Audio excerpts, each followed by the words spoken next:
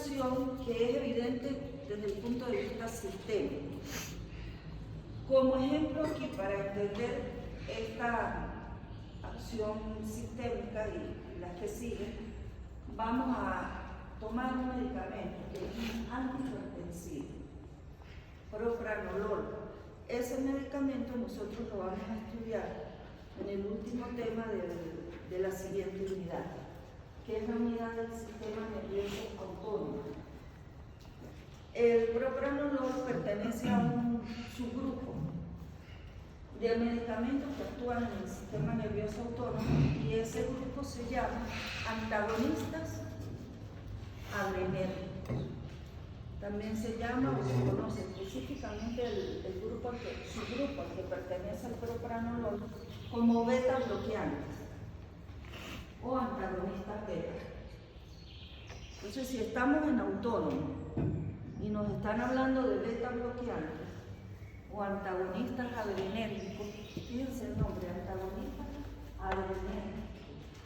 Ese adrenérgico viene de adrenalina. Y a este medicamento, a su grupo, se le llama antagonistas beta adrenérgicos. Entonces tenemos que enlazar adrenalina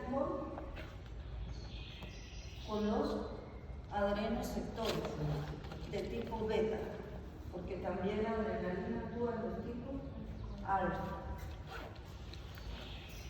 Como es un antihipertensivo, a nivel sistémico, el paciente que toma este medicamento, sistémicamente se podrá saber o evidenciar que hubo efecto. Sí, ¿verdad? ¿De qué manera? Midiendo la tensión arterial.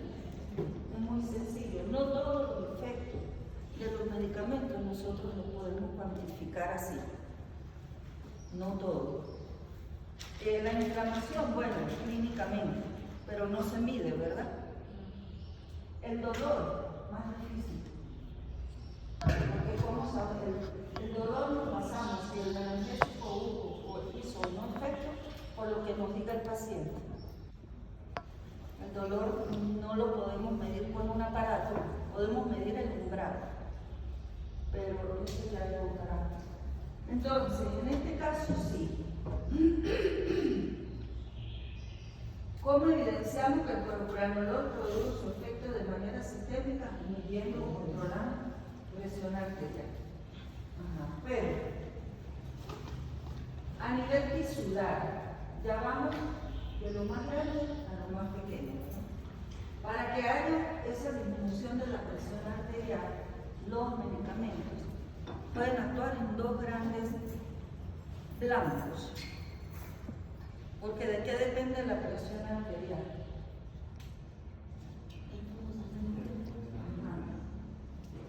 Y a su vez eso depende de, exactamente, a su vez eso depende de dos órganos restringidos. Por una parte, la actividad cardíaca y por otra parte, no. Bueno, sí, claro, hay centros cerebrales que controlan, pero no.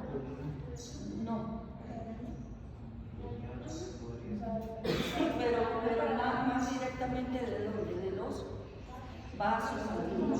Entonces, los dos elementos que van a determinar o a decidir cómo está nuestra presión arterial, fundamentalmente, pues todos los que nombramos también incluye son corazón y vasos sanguíneos. El propranolol actúa específicamente en uno de ellos, que es el corazón. El propranolol es un medicamento que disminuye la presión arterial por actuar a nivel cardíaco. Ahora, ¿qué hará este medicamento a nivel cardíaco para que la presión arterial que esté alta en un paciente se estabilice, se normalice? ¿Qué le hará al corazón? Un efecto de tipo inhibitorio, que es decir, inotrópico y cronotrópico negativo. Ese es el efecto tisular. Al corazón disminuye su frecuencia y su fuerza de contracción. Ahora, ¿cómo será posible que el corazón disminuya esa actividad? ¿Qué estará pasando en las células? Ya nos vamos al otro nivel, ¿verdad? Que es la célula cardíaca. ¿Qué cambio está produciendo aquel medicamento en la célula, en su funcionamiento, para que la frecuencia cardíaca y la fuerza de contracción de esa frecuencia disminuya? ¿Qué creen ustedes?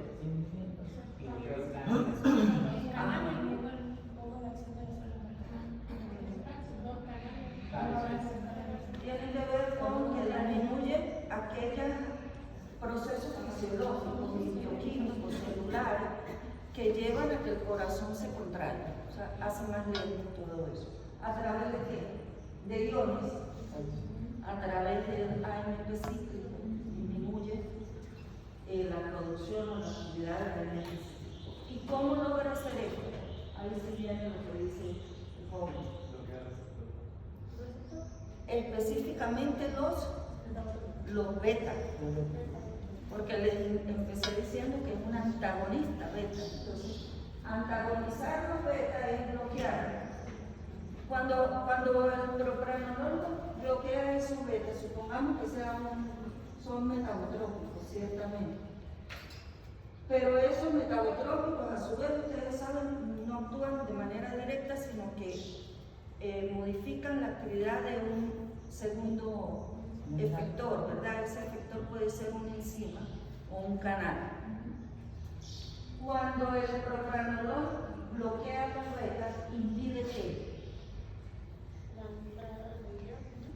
pero impide la acción de qué sustancia, de la adrenalina y de la noradrenalina. Ese es su mecanismo de acción, desde lo sistémico a lo molecular. Entonces, de todo esto se encarga la farmacodinámica. Y hay mecanismos de acción que son muy complejos. Hay otros que son más sencillos. Son muy variados, como vamos a ver en los ejemplos. Tener presente que todos estos, fíjense que yo no puedo hablar del propranolol sin hablar de una sustancia endógena, que es la adrenalina y la noradrenalina. ¿Por qué? Porque también ustedes estudiaron en el primer tema que los fármacos no crean funciones nuevas. No, los medicamentos van a actuar sobre nuestros propios procesos fisiológicos, que estarían como alterados. Y por eso hay una enfermedad, por eso hay una condición patológica que se debe tratar. Por eso es tan importante tener como base para entender la farmacología, la fisiología. Porque si sabemos lo normal, ustedes se entienden cómo se altera, entonces los medicamentos, ¿qué es lo que van a hacer? Tienen varias opciones, pero los medicamentos pueden deprimir una función fisiológica que esté aumentada o exagerada, que sería este caso. El corazón que se contrae con mucha velocidad y hay que disminuir esa fuerza y velocidad de contracción. Entonces, grupos de medicamentos que disminuyen la actividad cardíaca, el propranolol. Ya vimos cómo, porque bloquea los beta, disminuye la entrada de calcio, disminuye el AMP cíclico.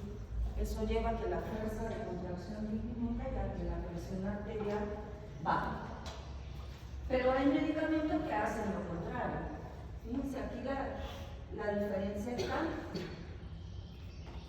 en que unos deprimen o inhiben o disminuyen, puede ser también el sinónimo, otros estimulan.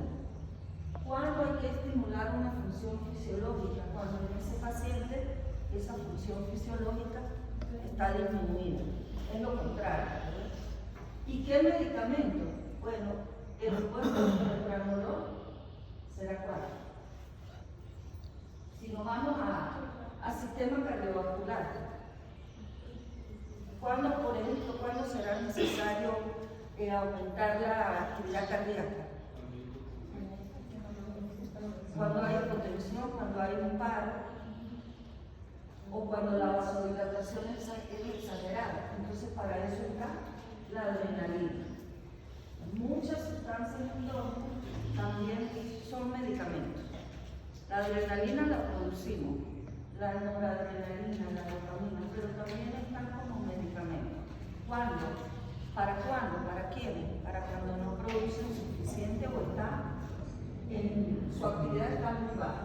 Entonces la adrenalina también la vamos a estudiar como un medicamento, pero no antiadrenérgico, sino más bien adrenérgico. Adrenérgico. Ambos grupos o ambos medicamentos los vamos a estudiar en la farmacología del sistema nervioso simpático, como parte del autónomo. Hay otra gran función, que son medicamentos que sustituyen a una sustancia o molécula endógena, sustituyen. Ahí el ejemplo clásico será cuando el paciente no es capaz, su organismo no produce la sustancia, entonces hay que administrar. Es lo que se llama terapia sustitutiva. También hablamos de esa terapia sustitutiva en, por ejemplo, problemas de tiroides, pacientes que no producen las hormonas, los que no producen glucocorticoides. Entonces, son hormonas que normalmente nosotros debemos producir, pero por alguna causa no, hay que tomarlas exógenamente o artificialmente. Ese es otro gran mecanismo. Y el último son medicamentos que producen efectos citotóxicos. Fíjense el nombre. Cito viene de células y tóxico son sustancias tóxicas para las células. Y ahí hablamos específicamente de algunos tipos de células, que serían cuáles, fundamentalmente las malignas. Los fármacos antineoplásicos son citotóxicos. Lo ideal sería que actuaran, que produjeran toxicidad solo en las células cancerosas, pero sabemos que esa especificidad o esa selectividad no se ha logrado. Y por eso esos medicamentos producen tantos efectos adversos. Porque si bien atacan las células malignas, también atacan las células sanas. Por eso, bueno, la caída del cabello, los trastornos gastrointestinales, todos esos efectos. Pero además aquí debemos agregar otro grupo, que es, nosotros no vamos a estudiar antineoplasia, pero sí vamos a estudiar el otro gran grupo, que son tóxicos para las células, pero no humanas, que serían cuáles? Para las células de los microorganismos. O sea, ahí tenemos todos los antimicrobianos. Cumplen esa misma función, ser tóxico para las células, pero bacteriana, viral o del hongo. Y claro, porque eso es posible, porque esas sustancias pueden actuar con cierta selectividad también para las células bacterianas y no para las humanas, por las diferencias que existen entre esas dos células, que ustedes por microbiología conocen muy bien. Sin embargo, tampoco los antibióticos, los antibacterianos, son 100% selectivos. Claro está, actúan sobre la célula bacteriana, pero también en cierta medida sobre la del paciente, es decir, sobre la humana. Y por eso hay efectos adversos, unos más que otros, ¿no? ¿Cómo es posible toda esta actividad? Que un medicamento deprima, que estimule, que pueda sustituir a una sustancia endógena o que sea citotóxica. Para eso los medicamentos deben unirse a una estructura endógena, fundamentalmente de naturaleza proteica. ¿Y cuáles son estas? ¿Cuáles son estas estructuras? ¿Serán algunas que tenemos en el organismo específicamente para medicamentos? No, son las mismas proteínas, enzimas, canales sustancias propias del organismo, es decir, neurotransmisores, hormonas, mediadores. Donde actúan esos elementos, ahí van a actuar los medicamentos. ¿Y qué es lo que nos indica esa imagen? Si nosotros comparamos la imagen que está a la izquierda con la que está a la derecha, ¿qué podemos decir? Este es el fármaco. Bueno, esta teóricamente es la membrana celular, la membrana plasmática. Ahí están incrustadas las proteínas. Ustedes vieron cuando analizaron la estructura de la membrana, el tema 2, paso de fármacos a través de membrana. Esas proteínas pueden permitir el paso de los medicamentos, pero pueden ser el sitio al que se unen o la estructura a la que se unen los medicamentos. ¿Qué condición debe cumplirse? Si ustedes analizan la figura. Aquí está separado, aquí está unido, ¿verdad? Que se acople, que se parezca. No todos los medicamentos o un medicamento no se va a unir a cualquier proteína o a cualquier macromolécula. No, tiene que haber como una coincidencia entre la estructura de esa proteína, sea un canal, sea una enzima, etc., y también la estructura química del fármaco, de tal manera que encaje bien en ella, y cuando encaja, cuando se une, claro que esta unión se hará por qué tipo de enlace. Aquí tiene que haber un enlace, pero ese enlace será covalente, será un enlace débil, ¿cómo será? ¿Qué debe suceder después que el medicamento produce el cambio que va a producir? Tiene que separarse otra vez para ir al hígado a metabolizarse. No, entonces por lo general estos son fuerzas de unión débiles. Porque si un medicamento se une de manera covalente, ¿qué quiere decir eso? Que su efecto va a ser, por mucho tiempo, llegará a ser tóxico, más bien algunos compuestos tóxicos, si se unen de manera covalente. Pero los medicamentos, los diseñados para producir un efecto de determinada duración, tienen que unirse más bien por fuerza que los mantengan un tiempo allí, pero que luego permitan que se separen. Que serían cuáles, de lo que ustedes estudiaron en bioquímica. Ese puentes de hidrógeno, fuerzas de Van der Waals, etc. Si ustedes ven acá, hay dos flechitas, ¿verdad? Esto en farmacología se llama constante, es una constante. Entonces la K1, fíjense, es la que lleva este sentido. Es la constante de asociación o de unión del fármaco a su sitio de acción. Pero vemos que de esta forma unida hay otra flecha en sentido contrario y tiene una K2. Entonces esa es la constante de disociación. Y ellas deben estar en equilibrio. Tanto hay fuerzas que permiten la unión como debe haber una fuerza que permite la separación para que el medicamento pueda seguir su curso y eliminarse una vez producido el efecto. Pero ya analizamos ese primer componente de la imagen, nos falta el segundo. Ya el medicamento se unió. ¿Y qué cambió? ¿O no cambió nada? ¿Qué creen ustedes que son estos circulitos? Iones. Entonces, al unirse el medicamento hay un cambio conformacional en esa membrana o en algunas estructuras que componen la membrana. Y en este caso, en este ejemplo, no siempre va a ser así. Se trata de un canal que al unirse el medicamento, ese canal se abre. Y al abrirse, iones que están en el espacio extra, que sería entonces, nos debemos imaginar que ¿cuál? El sodio, ingresa al compartimiento intra, todo esto sería citoplasma.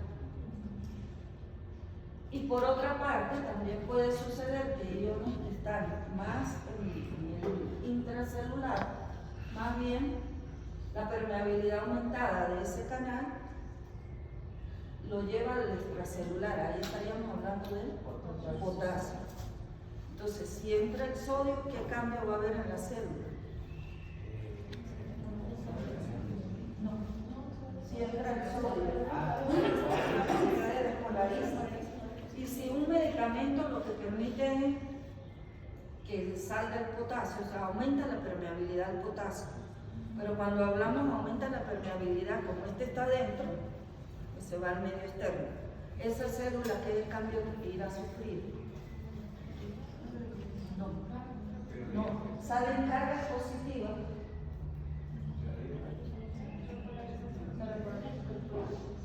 Antes, hiper. Es decir, queda como en decano. Así, esos dos mecanismos, bueno, sobre todo, no el primero, el segundo, el de que sale el potasio, lo vamos a estudiar en analgésicos opioides. ¿Cómo hace la morfina? ¿Cómo hace el fentanilo para calmar el dolor? Este es un mecanismo de esos medicamentos. Pero claro, esa célula, estaremos hablando de en qué célula la morfina permite que el potasio salga y por eso calma el dolor. Ya en la célula tendrá un nombre particular, son las células, los nociceptores, encargados de la transmisión del dolor. Pero como también hay medicamentos que producen estos efectos a nivel cardíaco, entonces disminuyen la frecuencia cardíaca. Dos medicamentos pueden producir el mismo efecto, disminuir la presión arterial, pero a través de mecanismos distintos. ¿De acuerdo? Hay este cambio a nivel celular, y esos los tres grandes cambios que van a producir los medicamentos los agrupamos de esta manera. El que tenemos ilustrado es el primero. Al unirse un medicamento, cambia algo en la conformación de esa membrana y eso modifica el flujo de iones. En ese sentido, eso es muy variable. Algunos medicamentos permiten la entrada, otros permiten más bien la salida. Depende de que ellos entren, la célula se va a hiperpolarizar o se va a despolarizar. Lo vamos a ver más adelante. Otros medicamentos modifican la actividad de enzimas. Su blanco de acción es una enzima. Y algunos modifican la producción o la estructura de las proteínas. Ahí, por ejemplo, están las hormonas, los glucocorticoides, lo que hacen es modificar la síntesis de proteínas, como la dexametasona, la prednisona, esos medicamentos. Cada mecanismo en su momento pues lo vamos a ampliar. Como les dije, son aspectos generales que estamos estudiando hoy. Esas estructuras a las que se unen los medicamentos tienen características estructurales y también funcionales. Dentro de las estructurales debemos decir que son fundamentalmente de naturaleza proteica. Son proteínas, pero pueden en algunos casos ser lipídicas o una combinación. Dentro de la membrana ocupan un espacio, tienen una altura, tienen un ancho y tienen una profundidad. Por eso es que hablamos de que son tridimensionales, alto, ancho y profundo. Son selectivas que debemos asociarlo con específicas. ¿Qué significará esto? O sea, cualquier proteína va a aceptar a todos los medicamentos. No, que les diga que debe coincidir.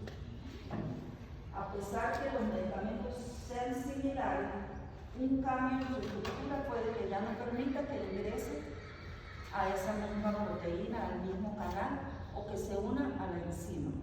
Las proteínas o los sitios de acción de los medicamentos tienen la capacidad de discriminar, es decir, de seleccionar cuáles son los ligandos, así hablamos, ligandos que van a aceptar dentro de su estructura para que produzcan algo allí. Cuando hablamos de ligandos los vamos a dividir en dos grandes grupos. Ligandos endógenos son nuestras sustancias naturales, nuestras hormonas, neurotransmisores, etc.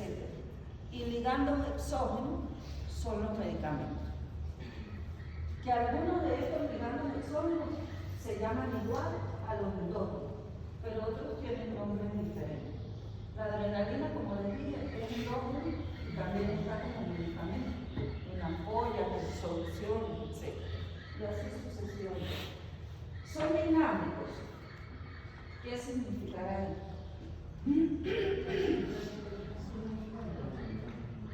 El que aumenta o disminuye, ahí fundamentalmente nos está indicando que el número, ¿verdad? Pero también es el efecto. Por ejemplo, los ancianos tienen menos beta, tienen menos receptores beta. Los deportistas tienen una gran cantidad o población, un gran número de esos receptores beta cardíacos, porque el ejercicio pues conlleva esto. Pero también, además del número, es que en ciertas situaciones, y eso lo van a entender mejor en el último tema de la primera vida de la próxima semana, con dos fenómenos que se llaman taquifilaxia y tolerancia. Es cuando comenzamos a tomar un medicamento, pero al cabo de una semana, más o menos esto varía de un paciente a otro y de un medicamento también, ese medicamento ya no está haciendo el mismo efecto. Eso sucede con los opioides, con la misma morfina. Pacientes a los cuales se les comienza a administrar morfina, al principio la dosis era ideal, les calmaba completamente el dolor. Eso, claro, más en los pacientes oncológicos. Pero al cabo de una semana, más o menos, el paciente dice, no, ya no me calma como el primer día. ¿Por qué? Hay varias teorías. Pero una de esas teorías es que los sitios donde actúa la morfina, la palabra se llama internalización, pero es como que se esconde dentro de la membrana. Y al esconderse, la morfina le cuesta más para alcanzar ese sitio. Se necesita entonces más dosis. Y por eso viene también la adicción, la dependencia a esos medicamentos. Entonces, no es estático ni el número ni la actividad. Esto puede cambiar.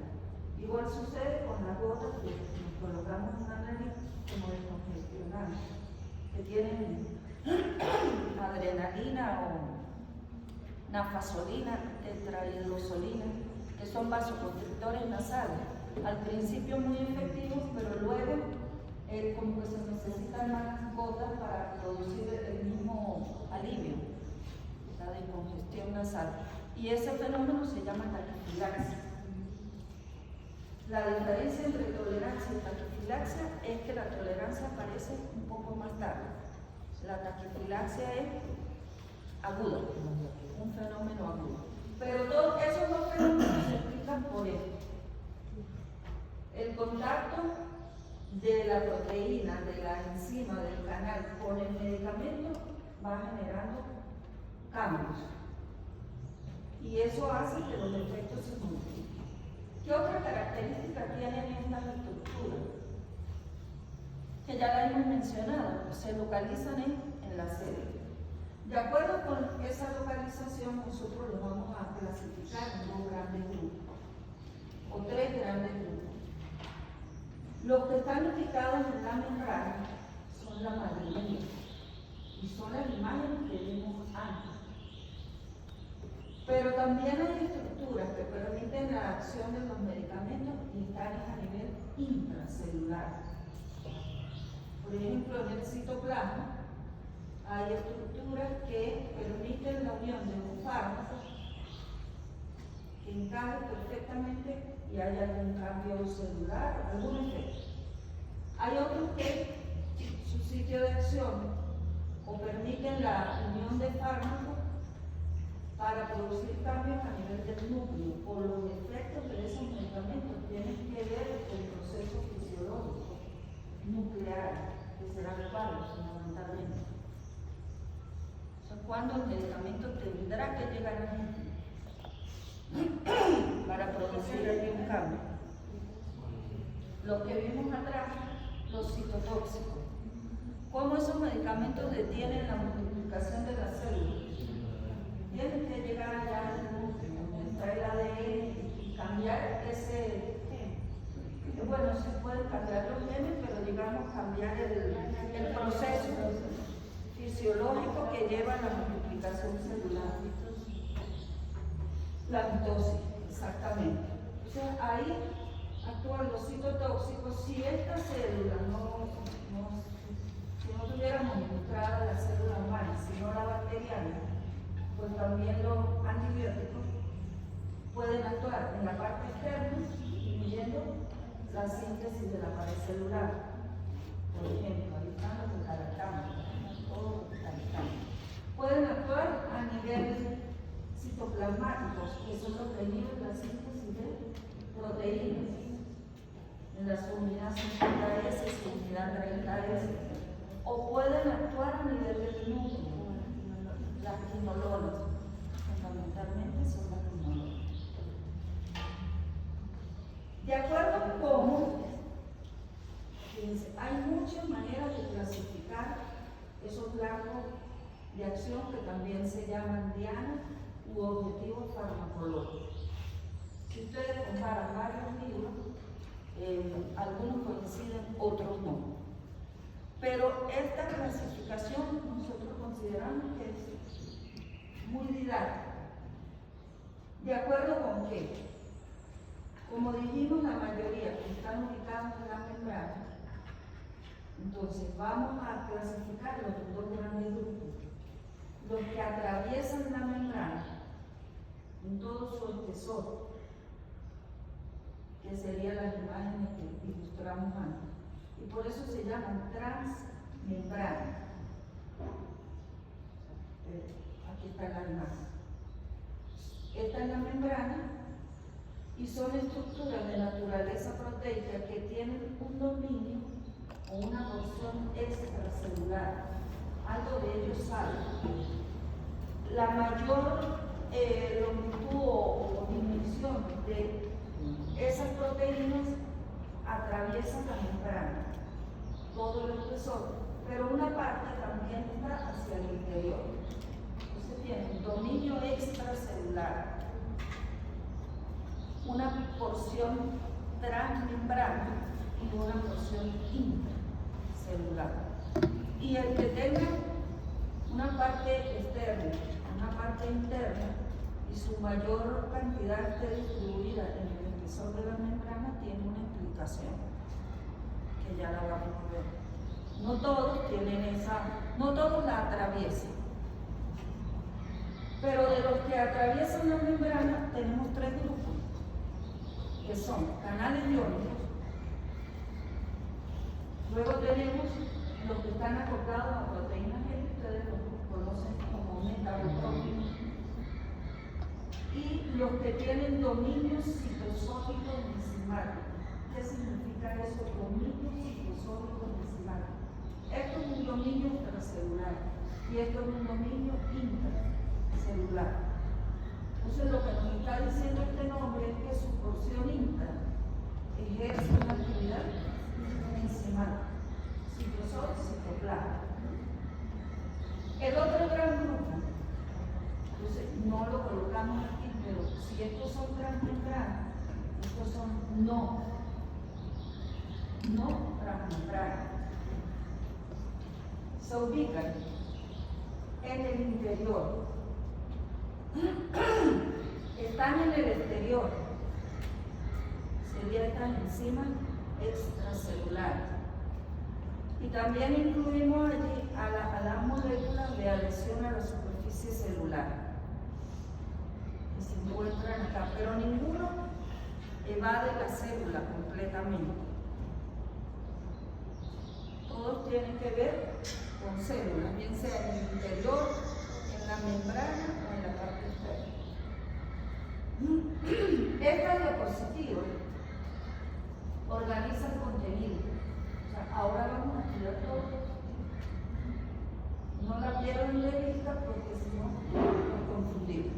Comenzamos con ubicar. Aquí que tenemos lo mismo que estudiamos antes, pero estamos haciendo diferencia. ¿Dónde el medicamento se une? Al canal, a la enzima, etc. Y dónde se produce el efecto. Por eso les decía, la porción extra sirve para algo, cumple una función, y la indra también. O puede ser que la misma porción haga las dos funciones, que es unirse y producir un cambio. Si hablamos de los canales iónicos, un medicamento puede unirse al canal iónico en su parte externa, o sea, en la porción que está hacia el medio extracelular, dentro del canal, o más bien en la porción intracelular. Eso dependerá del medicamento. ¿Por qué? Y yo les podría preguntar, ¿y por qué va a depender del medicamento? ¿Qué creen ustedes? ¿Cómo están constituidos los canales? ¿Qué elementos forman un canal? ¿Qué estructuras forman un canal? No, el canal deja pasar el ion, pero el canal en sí, el tubo, está constituido por proteínas que a su vez tienen aminoácidos. Entonces, un medicamento puede acceder a ese canal de la parte extracelular, si ahí hay un aminoácido por el que tenga mucha afinidad. Pero puede que no, que para otro medicamento la parte extracelular no sea afín. Entonces tiene que entrar dentro del canal donde están los elementos a los cuales se va a unir. O puede ser que esté en la parte interna. Y así sucesivamente. Condominios citosólicos enzimáticos. Los acoplados proteínas son similares a los anteriores. Condominios citosólicos enzimáticos, el medicamento se une en la parte externa, pero el efecto lo va a producir en la interna. ¿Por qué? Porque ahí es donde está el dominio enzimático, o sea, la parte que va a generar el cambio producto de ese medicamento. En algunos, fíjense que ustedes para agrupar, o todos para agrupar, podríamos decir la mayoría, va a producir su efecto a nivel citoplasmático, excepto los dos últimos, que tienen tanto sitio de unión extra como sitio de acción extra. Aquí en el citoplasma es donde se van a producir los principales cambios que van a llevar a los efectos del medicamento. En cuanto al primer grupo de aquel esquema, los canales iónicos, los vamos a subdividir en 3 grupos. Los ligando dependientes, voltaje dependiente, y los controlados por segundos mensajeros, que estos vienen coincidiendo con el siguiente grupo, que son los acoplados a la proteína G. ¿Qué en común tienen esos canales? Una forma tubular, son como un tubo, a través del cual un ion entra y sale, dependiendo de cómo esté la célula, ¿verdad? Esos tubos o esos canales están formados por subunidades y son selectivos. Por eso tenemos canales para potasio, canales para sodio, calcio, y faltaría aquí el canal de cloro,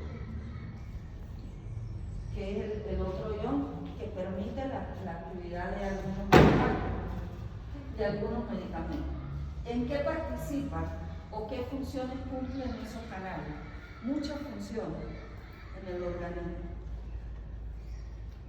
La neurotransmisión, principalmente, de diferentes sistemas, ¿verdad? Sistema nervioso central, sistema nervioso autónomo, neuromuscular, etc. Conducción cardíaca, contracción muscular y secreción glandular. Que se produzca la saliva, eso depende. Que sea más fluida o que sea menos fluida, eso también depende del canal. Del primer grupo, ¿por qué se llama ligando dependiente? ¿Qué significa esa? Todos son canales iónicos, pero ¿por qué ligando dependiente? Ajá, es decir, depende de un ligando, ¿cómo lo podría traducir? De un ligando es decir una sustancia química. Esa sustancia química puede ser endógena o puede ser exógena. En el caso que tenemos acá ilustrado es el canal nicotínico para la acetilcolina. ¿Ustedes conocen ese canal? Desde el punto de vista fisiológico, a nivel fundamentalmente de la placa neuromuscular. Y el ligando endógeno de ese canal es la acetilcolina, que es un neurotransmisor del sistema nervioso. ¿Cuál sistema nervioso? Parasimpático. El canal está constituido por 5 subunidades. 2 subunidades alfa, una beta, una delta y una gamma. Pero específicamente para que el canal se abra, tienen que unirse 2 moléculas de acetilcolina en la subunidad alfa. Cuando la acetilcolina se une allí, el canal se abre. Y al abrirse permite el paso de su ion, el ion que ese canal deja pasar, que es cuál. El sodio. El sodio. En este caso, el efector es el canal iónico directamente. O sea, ¿qué necesita el canal para abrirse? Que se unen 2 moléculas de acetilcolina. Nada más, nada más. Y eso hay que tenerlo en cuenta para cuando veamos el otro tipo de canal. Este es como un mecanismo directo. Se unió el ligando, se abrió el canal, permitió el ingreso del sodio. El medicamento o la sustancia endógena, la acetilcolina, se acopla de manera directa y por eso el efecto aparece en milisegundos. Tiene una velocidad muy alta. Pero ¿qué consecuencias tiene la apertura del canal? Si estamos hablando del nicotínico, como deja entrar el sodio, entonces va a haber una. Pero hay otros canales, otro ejemplo, que no permite la entrada de sodio, permite la entrada de otro ion. Bueno, si entra el calcio, más o menos la consecuencia es la misma, porque también son cargas positivas. El cloro, cuando entra el cloro, el efecto es contrario, porque son cargas negativas. Pero esta parte que está acá, sobre todo lo último, no es para este canal específicamente, es para los canales iónicos, ligando dependientes, no para el nicotínico. Porque si no ustedes dirían, pero es que cuando se ocurre el nicotínico no hay hiperpolarización, solo hay polarización. Esto es general para todos los que sean canales iónicos. Y lo que les mostramos aquí es un ejemplo. ¿Hay medicamentos que abren este canal? Sí. Ya estaremos hablando de ligandos exógenos. ¿Qué características tendrán esos medicamentos? Así en general, de lo que hemos venido hablando. En general, ¿qué características deben tener esos medicamentos para que puedan hacer que el canal se active y se abra?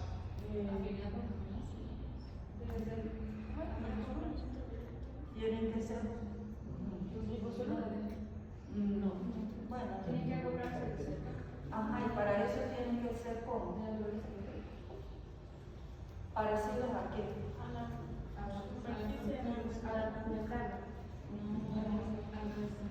¿Parecidos a qué?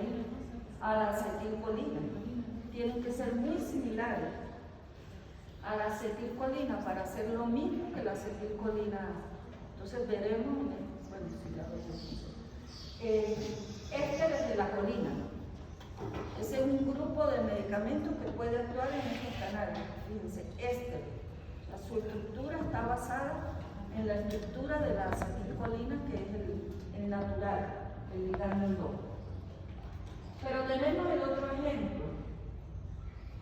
Un canal, esta es la membrana, que también es transmembrana, ¿verdad? Tiene una porción extra, una intra, y atraviesa esa membrana. Y está constituido también por 5 subunidades. Pero no es el canal nicotínico, es el canal GABA-A. Si los comparamos, se parecen en la forma. Pero el ligando endógeno para que este canal se abra es el ácido gamma-aminobutírico. Y ese ácido gamma-aminobutírico debe unirse al canal en 2 sitios. Tiene 2 sitios de unión. Pero hay medicamentos que vamos a estudiar que también tienen la capacidad de unirse en el canal, pero no en el mismo sitio donde se une el GABA. Es en otras subunidades. Ahí se nota la diferencia. Por una parte, las benzodiazepinas, que son tranquilizantes, el alprazolam, por ejemplo, diazepam, midazolam, todos esos medicamentos están en este grupo. Y tenemos los barbitúricos, fenobarbital, que ya lo nombraron en la clase de metabolismo. Es un inductor enzimático. Ese también se une, pero en otra parte distinta a la benzodiazepina y al GABA. Cuando el GABA se une, fisiológicamente el canal se abre y permite el ingreso del cloro. Cuando las benzodiazepinas se administran y se unen aquí, o los barbitúricos en este sitio, aumentan la permeabilidad. Cuando el cloro ingresa, entonces la melona, porque esos dos, bueno, los tres, el GABA, las benzodiazepinas y los barbitúricos actúan en el sistema nervioso central. La acetilcolina es del sistema nervioso autónomo, pero estos medicamentos actúan en el sistema nervioso central. ¿Qué efecto producirán los medicamentos y el GABA en el sistema nervioso central si permiten el ingreso de cloro? ¿Qué le sucede a las neuronas?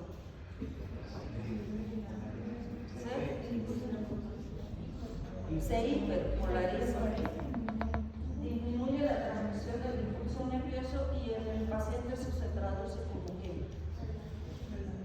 más bien no usamos ese término, sino depresión del sistema nervioso central. Por eso la ansiedad calma, el paciente puede dormir, porque el insomnio es producto de excitación del sistema nervioso. Entonces hay que apagarlo, deprimirlo, y así actúan estos medicamentos. El segundo grupo son otros canales iónicos, pero que no dependen de que una sustancia se una a ellos, sino del cambio de voltaje de la membrana. Por eso se llaman canales iónicos voltaje dependientes. Aquellos se llamaban ligandos dependientes. Pero también aceptan a medicamentos. Y como ejemplo, aquí tenemos un canal de sodio. Entonces, el sodio tiene un canal ligando dependiente, que es el nicotínico, y tiene varios canales o varios tipos de otros canales, dentro de ellos el voltaje dependiente. Este canal de sodio tiene una estructura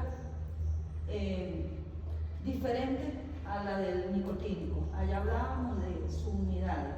Aquí tenemos dominios. Claro, lo que pasa es que esto está como extendido, esta imagen. Pero es también un tubo que permite el ingreso de sodio cuando hay un cambio de voltaje en la membrana o cuando un medicamento es administrado. Entonces, ¿cómo es esta estructura? Si ustedes analizan, tenemos 4D. Esas 4D significan dominio 1, 2, 3 y 4. A su vez, dentro de cada dominio tenemos unos números, ¿verdad? Que son 6 segmentos, porque este segmento forma parte del primer dominio, y así sucesivamente. Tenemos una flecha acá en el número 4, o en el segmento 4. Ese segmento es el detector o un sensor del voltaje de la membrana. Y esto que vemos acá verde son sitios de unión que tiene cada dominio entre el segmento 5 y el segmento 6 para que se unan allí algunas sustancias, sobre todo toxinas. Pero en esta estructura actúan unos medicamentos que nosotros vamos a estudiar con gran detalle, que son los anestésicos locales. Y ahí podemos nosotros ubicar específicamente en qué parte de esa estructura es donde se van a unir los anestésicos locales, la lidocaína, por ejemplo. No es en el dominio 1, no es en cualquier dominio, es entre el segmento 6 del tercer dominio y el segmento 1 del cuarto dominio. Justo ahí hay unos aminoácidos, como un aminoácido, por el cual la lidocaína tiene gran afinidad. Y es el sitio donde va a bloquear el canal de sodio. Cuando la lidocaína o cualquier otro anestésico local se une acá, impide la entrada de sodio. Al impedir la entrada de sodio, entonces, ¿qué pasa con la conducción del impulso nervioso? Se detiene. Y por eso se pierde la sensibilidad, principalmente dolorosa, durante un tiempo. ¿Qué es lo que el paciente les dice? No siento, o ustedes pinchan, pues el paciente no hace nada, no, ya está anestesiado. Eso es lo clínicamente evidente. Ajá, pero ¿cómo es posible que suceda todo eso? Esta es la explicación. El tercer grupo de los canales iónicos son los controlados por segundos mensajeros. Jóvenes, ¿qué diferencia hay entre ese canal y o si no, ¿qué va a dar de él?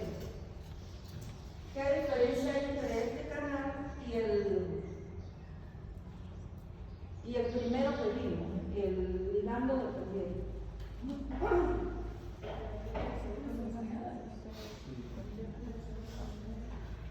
Pero si nos explican la imagen.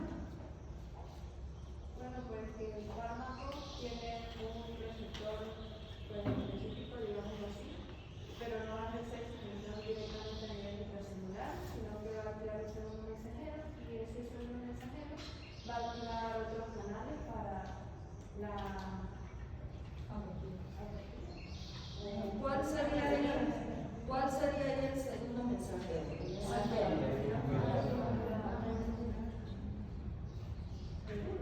¿Segundo mensajero de su vida?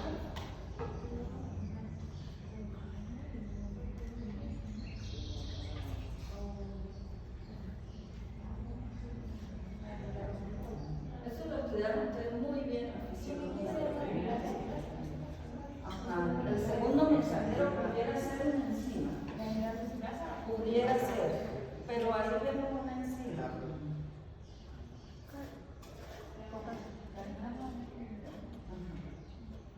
Allá la joven ayuda a su compañero.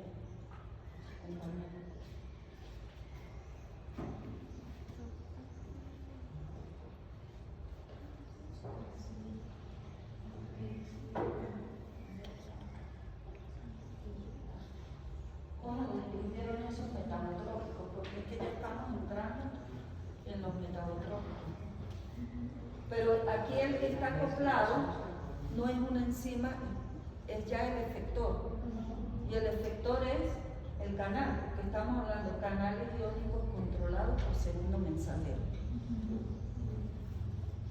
El medicamento se une, ahí tiene su canal, o su sitio de unión, en una proteína que es transmembrana. Pero esa proteína no está sola, está acoplada a su vez a otra proteína, que es la proteína G. Esa proteína G tiene varias subunidades, 3, la alfa, la gamma y la beta. Cuando el medicamento se une acá,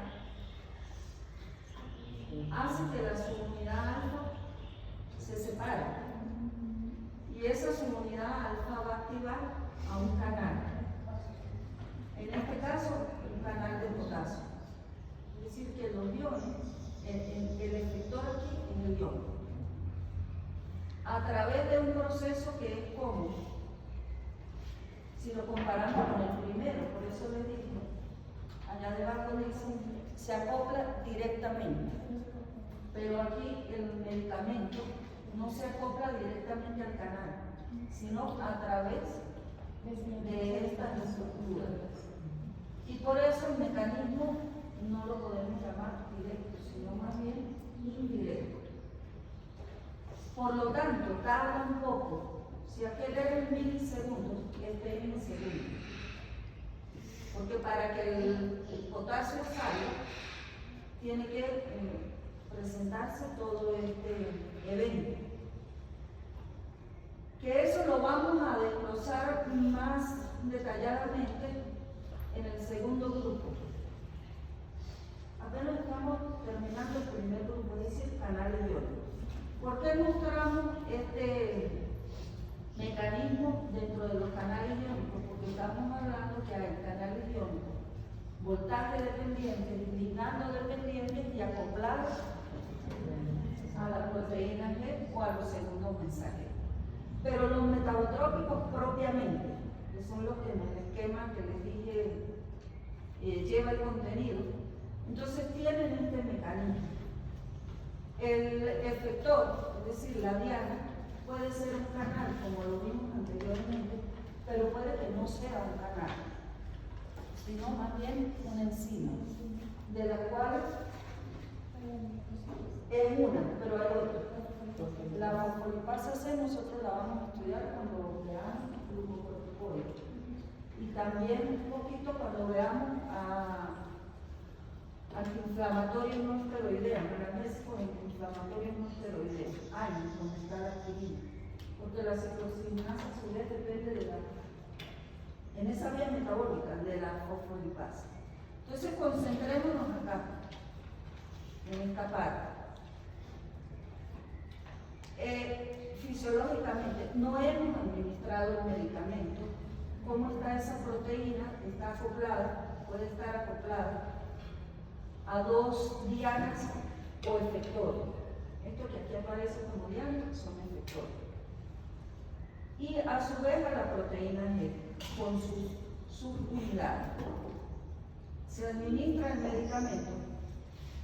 La mayoría de muchos de los medicamentos que vamos a estudiar tienen estos mecanismos de acción en diferentes tejidos, claro. Por ejemplo, los que actúan sobre el sistema autónomo, casi todos son los adrenoceptores, los colinosectores, los muscarínicos, todos son acoplados o metabotrópicos. Se administra el medicamento, se va a separar esa subunidad alfa, hay un intercambio del GDP por el GTP, la subunidad alfa se une al efector, este efector puede ser una enzima o un canal, y va a producir un efecto, pero paralelamente estas dos subunidades, la beta y la gamma, también tienen la capacidad de activar un efector. Una misma proteína o un blanco de acción del medicamento puede activar a 2 dianas en paralelo. A una la va a activar la alfa y a la otra la van a activar estas 2 subunidades. Este efector o este activo va a producir su efecto y luego tiene que volver a su posición inicial. Es decir, el GDP tiene que hidrolizarse, liberar el GDP y continuar con ese ciclo. Por eso las flechas nos van indicando el proceso. ¿Por qué se llama el metabotrópico? Porque todo esto es un metabolismo. Ahí está muy simplificado. Pero intervienen enzimas, intervienen mediadores, iones. Si hablamos de la fosfolipasa C, entonces ahí también tendríamos que ver con el diacilglicerol y el inositol de fosfato.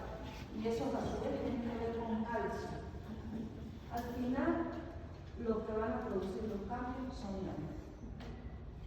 Bien sea que se haya activado una enzima o que se haya activado el canal. Pero en definitiva todos estos mecanismos nos van a llevar a un intercambio de iones. Ingreso o salida de un ion de la célula. Y de acuerdo con eso tendremos efectos inhibitorios o efectos excitatorios, todo dependerá. El último grupo de los transmembranas son los que habíamos llamado con dominios citosólicos enzimáticos, pero donde el medicamento se va a unir en el espacio o en el dominio extra. De estos a su vez hay 5, que son los que tienen actividad tirosina sinasa, y luego hablaremos de cada uno de ellos, pero el más importante es el primero. ¿Qué les indica a ustedes eso? Esa actividad tirosina sinasa.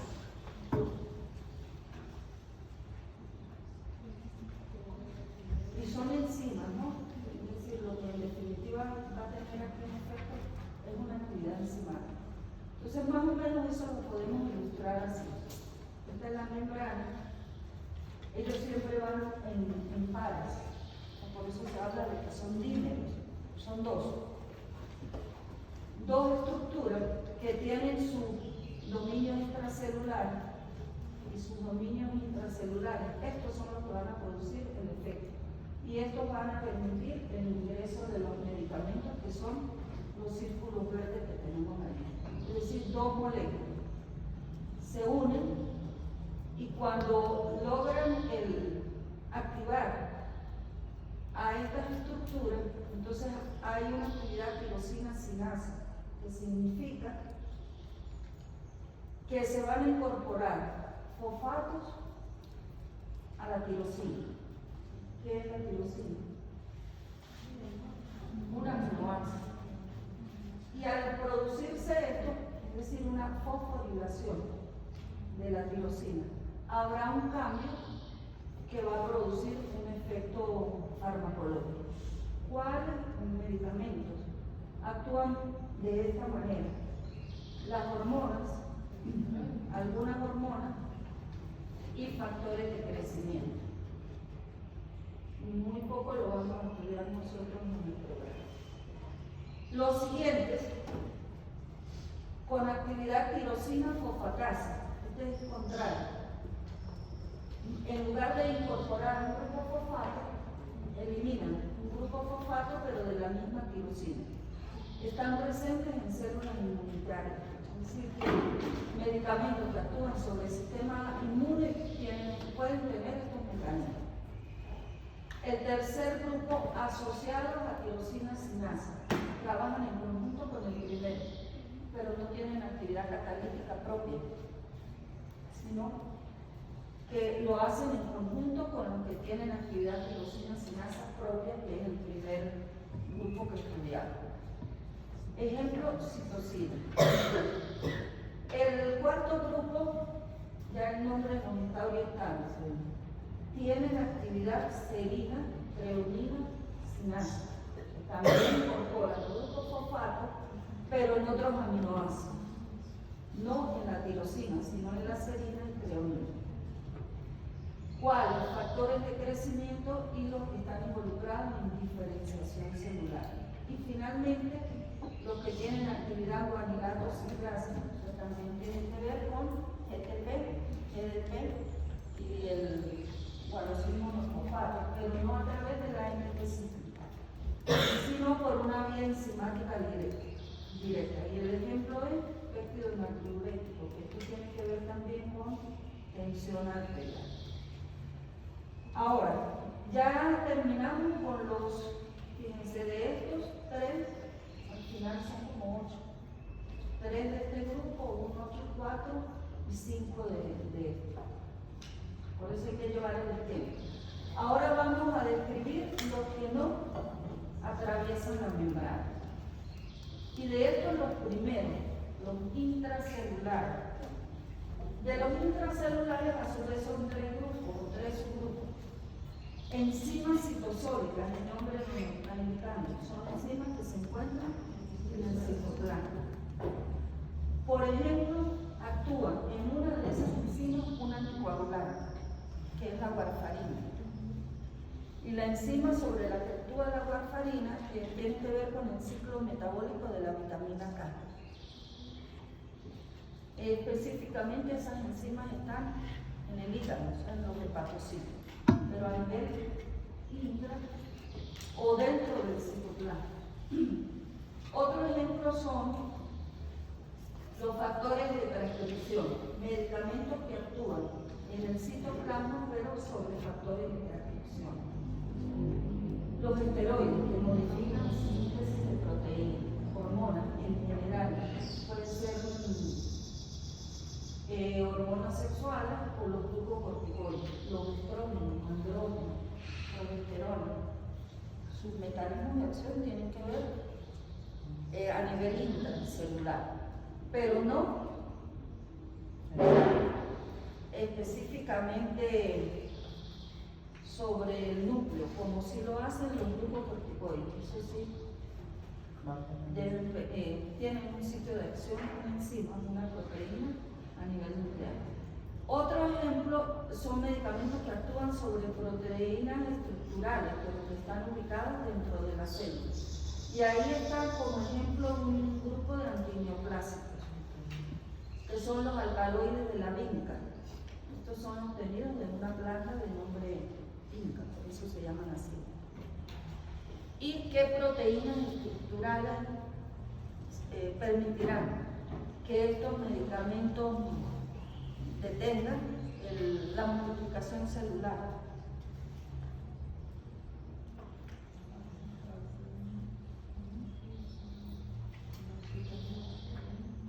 Pero hay algunas estructuras especiales, ¿verdad?, que intervienen en que son microtúbulos, que intervienen en las fases de multiplicación, en una fase, un punto específico de la multiplicación de células. Por eso, algunos antineoplásicos, al actuar sobre esas proteínas, disminuyen la multiplicación de células malignas. El otro grupo son enzimas extracelulares. Extracelulares no significa que estén alejadas de la célula, sino en la superficie externa de la membrana. Y ahí tenemos varios ejemplos, pero en general los medicamentos pueden actuar sobre las enzimas de dos maneras, inhibiendo las enzimas o bloqueándolas. De esta forma se perturba o se altera el metabolismo normal que tiene esa célula. O actuando como falso sustrato. Es diferente. ¿Cuál será la diferencia? En el primer caso, la enzima no puede actuar. Está inhibida, está bloqueada. En el segundo, la enzima sí puede actuar, pero sobre un sustrato que no es el verdadero o el fisiológico, sino un medicamento que, digamos así, se hace pasar por el sustrato y la enzima se engaña y lleva a cabo su proceso metabólico, pero el producto es anormal. Ella sí actúa sobre el medicamento como si fuera su sustrato, pero el producto va a impedir alguna función celular. Entonces, aquí con los ejemplos podemos aclarar esto. Los tres primeros casos son medicamentos que bloquean enzimas. Estaríamos en la primera forma. Inhiben la actividad, la neostigmina y los insecticidas organofosforados inhiben la actividad de una enzima llamada acetilcolinesterasa. Esa enzima ustedes la conocen. Actúa sobre la acetilcolina. Ese es el sustrato. ¿Para qué?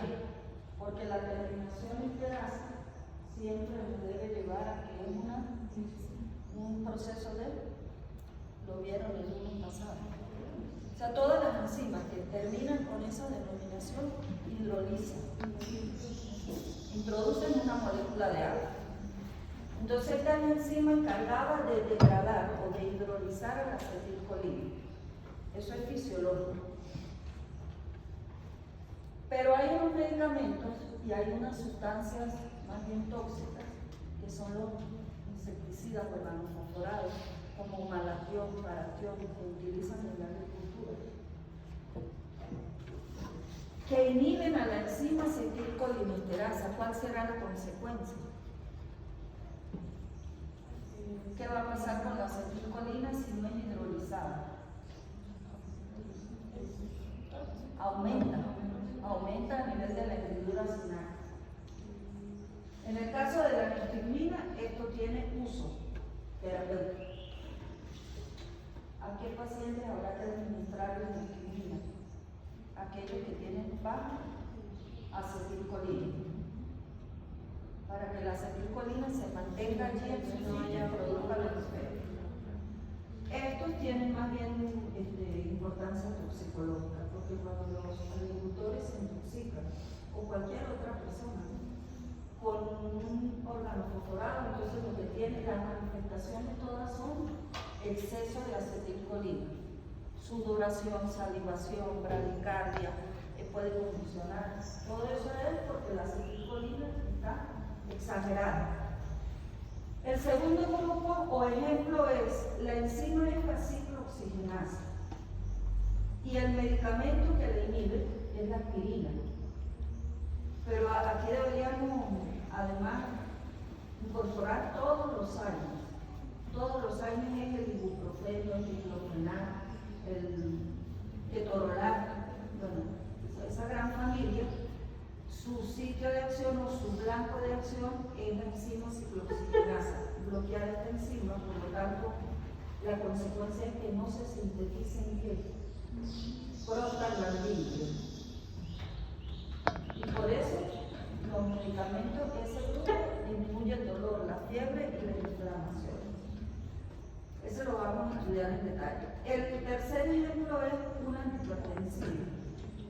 Captopril, que pertenece a una familia que se llama los IECA, inhibidores de la enzima convertidora de angiotensinas. Fíjense que también son antihipertensivos, pero no tienen que ver con el propranolol o lo beta, es otro mecanismo. Pero el último, la enzima es la dihidroteroatosintetasa. Sobre esa enzima actúa la sulfonamida, pero como falso sustrato. No es que la inhibe, sino que la bacteria o esta enzima de la bacteria va a actuar sobre la sulfonamida, porque la sulfonamida se parece mucho al sustrato natural que esa enzima tiene. Y el sustrato natural es el PABA, el ácido paramido benzoico. ¿Para qué utiliza la enzima el PABA? Para sintetizar el ácido fólico y que la bacteria pueda vivir y multiplicarse. Como las sulfonamidas engañan a la enzima sintetiza un ácido fólico, pero que no es funcional, no le permite multiplicar la bacteria. Entonces, por eso es que las sulfonamidas, que lo vimos en la práctica anterior, son bacteriostáticas.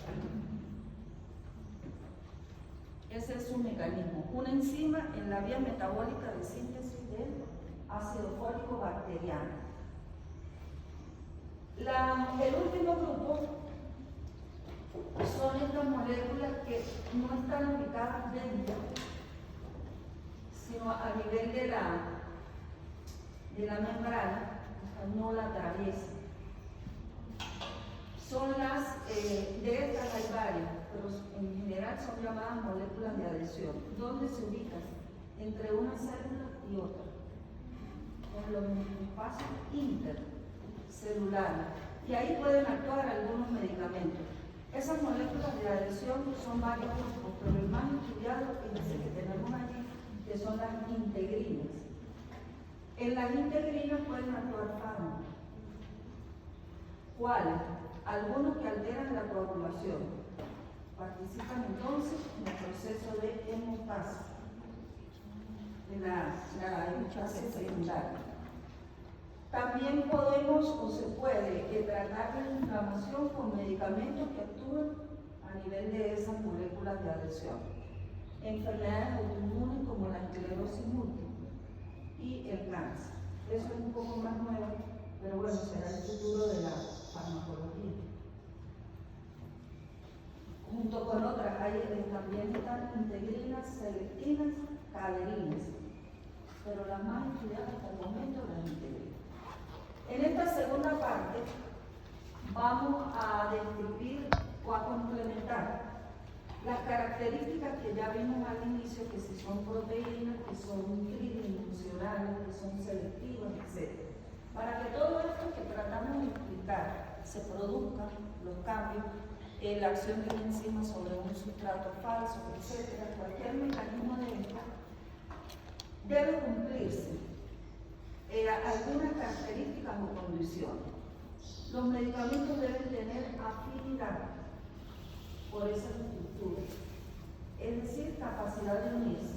Pero sabemos que esa afinidad está determinada por la conformación de la proteína, de la enzima, del canal, etc., pero también por la estructura química del medicamento. Por eso los medicamentos, la familia de medicamentos tienen un prototipo. Todos se parecen en su estructura. No son exactamente iguales, pero tienen que tener una coincidencia para poder que actúen en los mismos sitios o blancos de acción. Debe haber especificidad, ya lo analizamos, pero además nos aparece otra característica aquí. Los medicamentos deben tener eficacia o actividad intrínseca, son sinónimos. En alguna literatura los separan, pero son sinónimos. ¿Qué significa esto? Y si ustedes se van a la imagen, no es suficiente que el medicamento se una, que tenga afinidad, que tenga especificidad, sino que tiene que hacer algo, producir un cambio. Y a esa capacidad de producir un cambio es que le denominamos actividad, generar algo. Y esa es la definición de fármaco que ustedes estudiaron al inicio. Sustancia química que tiene actividad biológica. Eso es un fármaco. El medicamento pues es el que ya está disponible. Pero una sustancia química puede unirse, es decir, puede tener esta característica, pero si no produce un cambio, no va a producir utilidad o no tiene utilidad. De acuerdo con estas características, nosotros vamos a clasificar los medicamentos en dos grandes grupos: agonistas y antagonistas. Y a ambos grupos los vamos a conocer o a llamar fármacos de acción específica.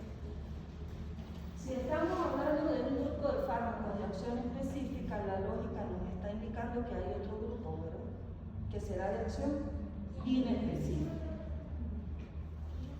La mayoría de lo que nosotros vamos a estudiar son de acción específica, es decir, o son agonistas o son antagonistas. Ya vamos a ver cuál es la diferencia con este esquema. ¿Qué observamos ahí? Sin avanzar. Tanto el agonista como el antagonista se unen. Bueno, eso sí ya no es. Eso no fue. No.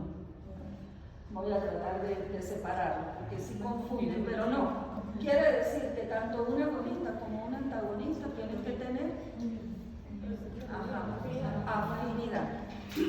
afinidad, capacidad de unirse.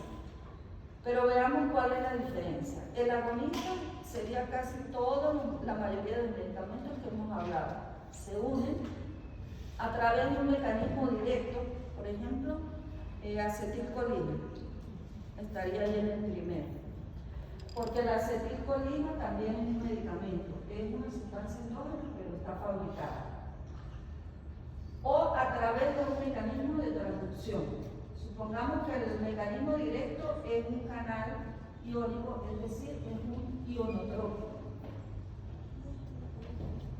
Pero el segundo mecanismo que otros agonistas tienen es mecanismos de transducción, y ahí tendríamos los metabotrópicos, los que modulan canales iónicos, por estos últimos que estudiamos, que lo que hacen es modificar la transcripción del ADN.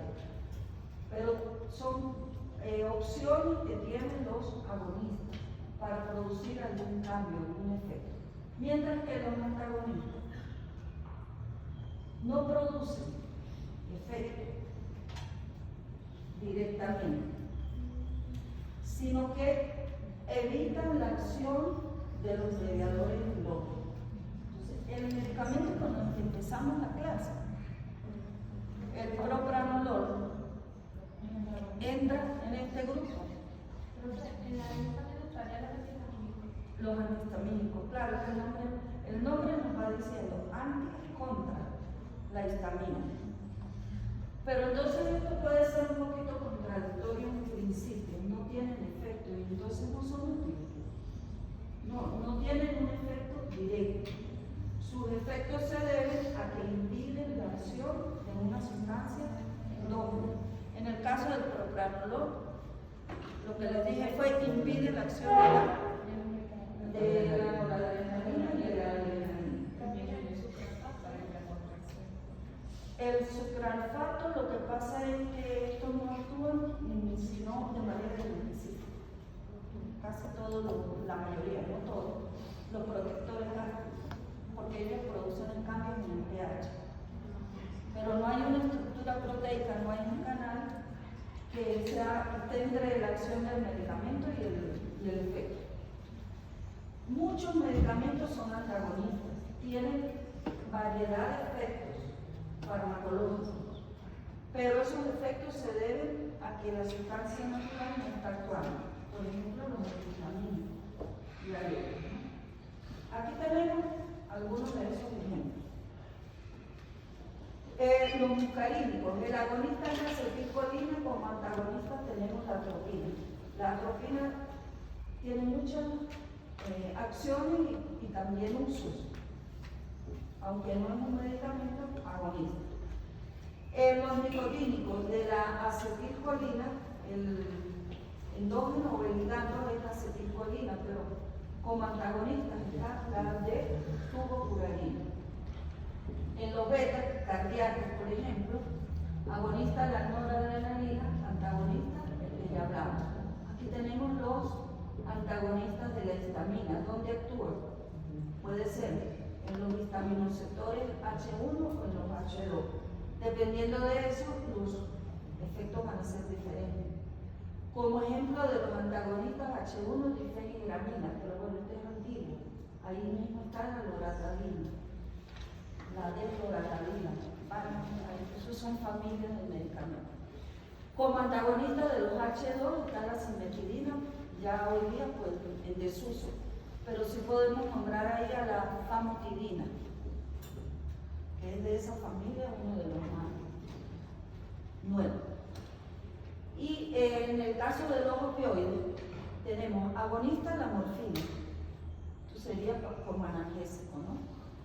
Pero en caso de una intoxicación, tenemos los antagonistas, la naloxona, que esto está muy, o sea, seguramente ustedes lo han leído por la situación del fentanilo.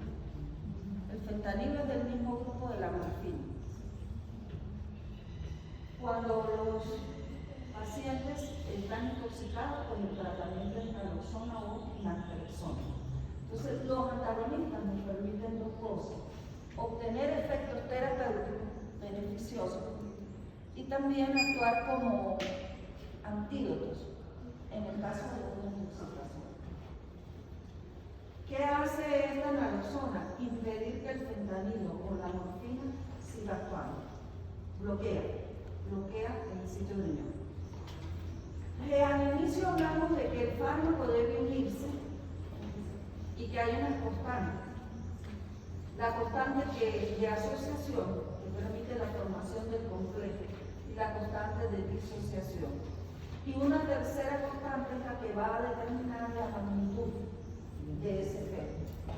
Esto, desde el punto de vista cinético y físico, fíjense que me está nombrando una ley de acción de masa, es decir, la fuerza de atracción y la fuerza de separación.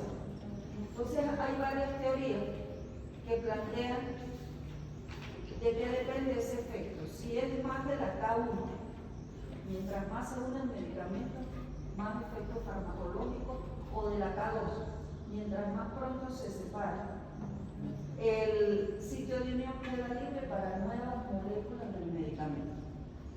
La teoría más aceptada es que mientras mayor